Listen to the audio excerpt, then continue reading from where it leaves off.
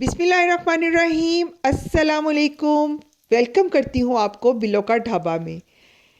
आज जो रेसिपी बनने जा रही है वो रमज़ान स्पेशल है। बल्कि रमज़ान स्पेशल क्या, ये आप वैसे भी आम दिनों में भी बहुत ज़बरदस्त स्नैक्स हैं, बना के खा सकते हैं। मेक एंड फ्रीज़ रेसिपी है जिसको आप बना के फ्रीज़ कर सकते हैं और जब दिल करे आप इसको फ्राई करें और इन्जॉय करें।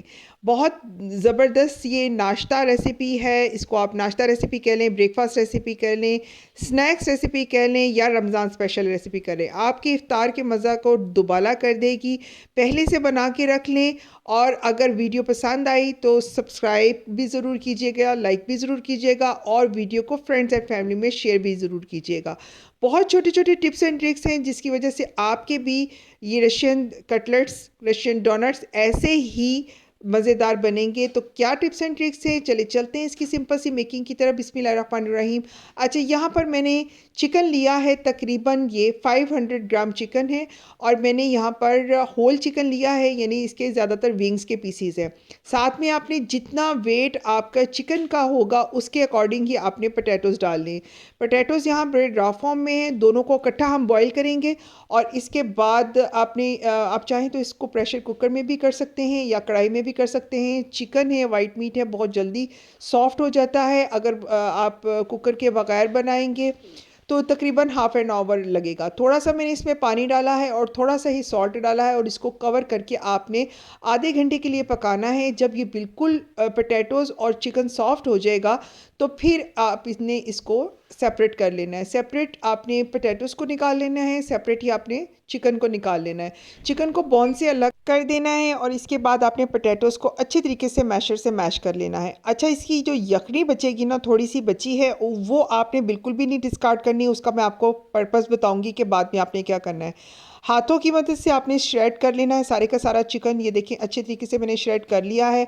और श्रेड करने के बाद इसका वेट जो है ना वो 500 ग्राम हुआ है। अच्छा, यहाँ पर हैं कुछ वेजिटेबल्स। पोटैटोज़ भी मैश हो चुके हैं। कैरेट्स मैंने काटी हैं, 2 कप कैरेट्स जो हैं वो चॉप हैं। 1 कप जो है इसमें कैप्सिकम है, 2 कप बंद गोभी है, 1 कप सब्ज़ प्याज है, 2 अदद सब्ज़ मिर्चें मैंने चॉप की हैं और कुछ कोरिएंडर के लीव्स हैं। ये आपने सारी चीज़ें जो हैं वो प्रिपेयर करके रख लेनी है। और इसके बाद आपने कढ़ाई में थोड़ा सा कुकिंग ऑयल डालेंगे और साथ में बटर डालेंगे। बटर किस पर्पज़ के लिए डाला है ये भी आगे चल के मैं आपको बताऊंगी। कुकिंग ऑयल मैंने यहाँ पर 4 टेबल स्पून डाला है और तकरीबन 70 ग्राम जो है वो बटर ही डाला है, यानी इक्वल क्वांटिटी का ही आपने दोनों चीज़ें डालनी हैं। इसके बाद 2 टेबल स्पून चॉप्ड गार्लिक डाला है। 1 टेबल स्पून इसमें मैंने डाला है ज़ीरा। इसको अच्छे तरीके से आपने कड़कड़ा लेना है, घी में हल्का सा फ्राई करना है। कलर गार्लिक का बिल्कुल नहीं निकालना। साथ ही आपने सब्ज़ मिर्चें डाल देनी हैं। जस्ट सौते करना है, इन सारी चीज़ों को पकाना बिल्कुल भी नहीं है। इसकी अच्छी सी फ्रेगरेंस जब निकल आएगी तो फिर नेक्स्ट स्टेप की तरफ चलते हैं। तो यहाँ पर मैंने तकरीबन 2.5 टेबल स्पून मैदे का लिया है। 2.5 टेबलस्पून मैदे को आपने बिल्कुल सूजी की तरह लो फ्लेम पर भूनना है। और इसके बाद आपने इसमें कुछ स्पाइसेस डालने हैं जिसमें है salt, red chilli flakes. Salt मैंने यहाँ पर पहले भी यखनी में डाला था तो उसके अकॉर्डिंग आपने बाद में डालना है। थोड़ा सा ज़ीरा गरम मसाला पाउडर और साथ में 1 टीस्पून ही इसमें मैंने डाला है सूखा धनिया पाउडर। चिली फ्लेक्स भी 1 टीस्पून ही डाली है क्योंकि ग्रीन चिली भी डली है तो आपने उसके अकॉर्डिंग जो है वो रेड चिली फ्लेक्स भी डालनी है। तो सारी मेजरमेंट में इंशाल्लाह आपको डिस्क्रिप्शन बॉक्स में मेंशन कर दूंगी, आप उधर से चेक भी कर सकते हैं। अब आपने साथ ही कैरेट्स को डाल देना है। कैरेट्स मैंने आपको बताया था 2 कप चॉप कैरेट्स हैं यहाँ पर। बिल्कुल फाइनली चॉप्ड आपने करनी है, फाइनली चॉप ही बंद गोभी करनी है, फाइनली चॉप ही आपने 1 कप जो है वो कैप्सिकम डाली है मैंने। इनको अच्छी तरीके से आपने सारी चीज़ों को सौते कर लेना है। कैरेट्स भी बहुत जल्दी सॉफ्ट हो जाएंगी। मैंने तो इसको नाइफ़ के साथ सबको चॉप किया था, आप चाहें तो चॉपर में भी कर सकते हैं। चॉपर से ये है कि फिर आपको हाई फ्लेम पर थोड़ा सा पानी इसका ड्राई करना पड़ेगा। अब आपने श्रेडेड सारा चिकन जो है वो इसके साथ डाल देना है। ये प्रोसीजर जो है ना, ये आपने बहुत ज़्यादा टाइम नहीं लगता इस प्रोसीजर में, बड़ी जल्दी जल्दी ये सारी चीज़ें कुक हो जाती हैं क्योंकि चिकन तो ऑलरेडी कुकड ही है। तो वेजिटेबल भी इतनी फाइनली चॉप्ड हैं कि ये भी बहुत जल्दी कुक हो जाती हैं। और साथ में आपने यहाँ पर मैंने 1 कप जो है वो यखनी का डाला है। वही यखनी जो कि हमने चिकन को बॉईल करते वक्त ली थी, वो यखनी आपने इसके अंदर डाल देनी है। इस यखनी का पर्पस डालने का ये है कि जो हमने मैदा डाला था, जो पहले सूजी की तरह हमने भूना था स्टार्ट में ही, तो वो जब मैदा इसके साथ मर्ज हो जाएगा, एब्जॉर्ब करेगा यखनी को, और साथ में अभी अभी हमने एक और चीज़ ऐड करनी है, तो फिर यहाँ पर बहुत ही क्रीमी फ्लेवर आएगा इसमें।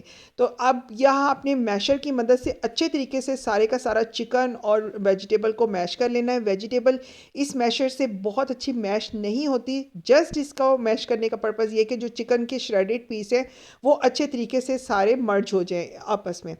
अब यहाँ पर मैंने थोड़ा सा इसमें दूध ऐड करना है, 1 कप ही मैंने यखनी का डाला था, और 1 कप ही इसमें दूध का जाएगा। ये एक तरह की क्रीमी सी सॉस इस इन वेजिटेबल्स के साथ बन जाती है, जो कि इतना मज़े का फ्लेवर देती हैं। बिल्कुल अंदर से क्रीमी टच होता है और ऊपर से क्रंची और क्रिस्पी क्रस्ट इसकी होगी। तो सारे आपको मैं स्टेप बाय स्टेप सारा बताऊंगी कि कैसे आप जो है ना इसका क्रीमी टच कर सकते हैं। अच्छा, इसको आप अपने हाई फ्लेम पर पकाना है, ताकि जितनी हमने इसमें दूध और यखनी दिया था वो सारा का सारा जो है वो सब्जियां और चिकन अपने अंदर एब्जॉर्ब कर ले। अब सबसे एंड पर मैंने इसमें मैश्ड पोटैटोज़ डाले थे। मैश्ड पोटैटोज़ आपने सबसे एंड पे ही डालने, स्टार्ट पे नहीं डालने, पानी छोड़ देते हैं आलू। इस टाइम इसके डालने का पर्पज़ ये है कि जितनी भी यखनी और वो दूध का जो फ्लेवर था ना वो पोटैटोज़ में मर्ज हो जाएगा और ये बिल्कुल ड्राई फॉर्म में हो जाएंगे। साथ ही आपने ग्रीन ऑनियन और कोरिएंडर जो हमने डाला था, ग्रीन ऑनियन का जो ग्रीन पार्ट है वो आपने अच्छी तरीके से चॉप करके डाल देना है। इसका बहुत अच्छा क्रंच और टेस्ट आता है ये रशियन डोनट्स में। तो बस आपने इसको अच्छी तरीके से मिक्स कर लेना। अब आपने क्या करना है, इसको कढ़ाई को उतार लेना है चूल्हे से और इसको अच्छे तरीके से आपने ठंडा करना है, खोल के रख देना है सारे का सारा चम्मच की मदद से, ताकि ये अच्छे तरीके से ठंडा हो जाए। यहाँ मैंने सवैयाँ ली हैं। सवैयाँ वो ये हमारे यहाँ पाकिस्तान में नेशनल की सवैयाँ होती हैं या किसी भी ब्रांड की सवैयाँ हो, ये बारीक वाली होती हैं, यूजुअली दूध में पकाई जाती हैं या इसकी खीर भी बनती है। तो बस इसको आपने अच्छे तरीके से क्रश कर लेना है सारी सवैयों को। एक आपने डो लेनी है छोटी सी, और वो आपने हैंडफुल लेनी है और उसको राउंड शेप पहले देनी है, क्योंकि अब हम इसको डोनट की शेप दे रहे हैं। हाथों की मदद से ये बहुत अच्छी सी शेप बन जाती है। सेंटर में फिंगर आपने हाथों को पहले ऑयली ज़रूर करना है। ऑयली करेंगे तो ये बहुत प्रॉपरली आपके इसकी शेप अच्छी सी बन जाएगी। सेंटर से फिंगर से आपने फिंगर को भी ऑयल लगा लेना है और दरमियान से इस तरह होल्ड कर लेना है। आपकी अपनी पसंद है, अगर आप चाहें तो आप डोनट की शेप दें, आप चाहें तो रोल शेप भी दे सकते हैं, आप चाहें तो इसको कटलेट की शेप भी दे सकते हैं। तो यहाँ मैंने डोनट की शेप दे दी थी, क्योंकि बच्चों के लिए ये तो बहुत मज़े के लगते हैं कि डोनट की शेप हो, तो वो उनको डोनट की तरह ही होता है कि ये डोनट हम खा रहे हैं। तो वैसे भी ये शेप भी बहुत खूबसूरत लगती है। तो बस इस तरीके से आपने सारी शेप दे देनी है। कुछ को मैंने ये फ्रीज़र में पहले रख दिया था, और ये फ्रीज़र में रखने के बाद इस तरह से हो जाते हैं कि ये आराम से आपके ईज़ी टू हैंडल होते हैं। इसको आपने मेक एंड फ्रीज़ कैसे करेंगे, आप किसी भी एयर टाइट बॉक्स में इसको स्टेप बाय स्टेप रखें। एक लेयर लगाएं, आप चाहें तो ऊपर बटर पेपर लगाएं, तो चाहे ये क्लिंग शीट जो होती है, रैपिंग शीट, आप ये भी स्टेप बाय स्टेप लगा सकते हैं। एक लेयर लगाएं और ऊपर क्लिंग शीट रखें और इसके बाद दूसरी लेयर रखें।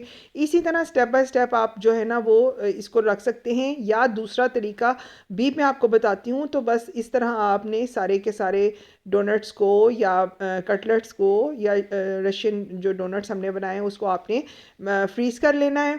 दूसरी सूरत यह है कि आप वन बाय वन ऐसे ट्रे में फैला के इसके ऊपर क्लिंग शीट रैप कर दें और इसको फ्रीज़ कर दें। तो इस तरह से भी बड़ी ज़बरदस्त हो जाते हैं। यहाँ पर अभी हम एक स्लरी बनाने लगे हैं मैदे की।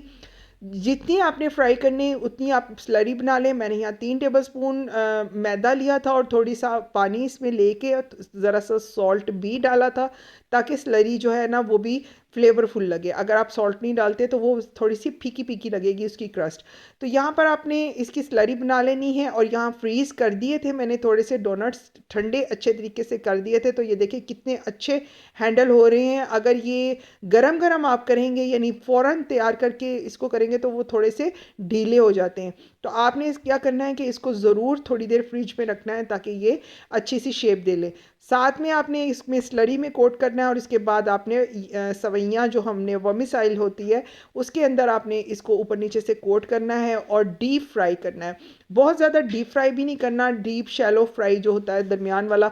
इतना सा ऑयल जितना मैंने आपको पैन में दिखाया आपने इतना पैन में लेना है। ऑयल आपने गरम करना है, बहुत ज़्यादा हीटअप भी नहीं करना क्योंकि सवैयाँ जो हैं ज़्यादा कलर पकड़ जाएंगी अगर बहुत ज़्यादा गर्म होगा। लेकिन इसको कुक करने की इतनी ज़रूरत नहीं पड़ती क्योंकि सारी की सारी वेजीज़ भी कुकड है और चिकन भी कुकड है। तो यहाँ पर सिर्फ हमने इसको एक अच्छा सा क्रस्ट देना है।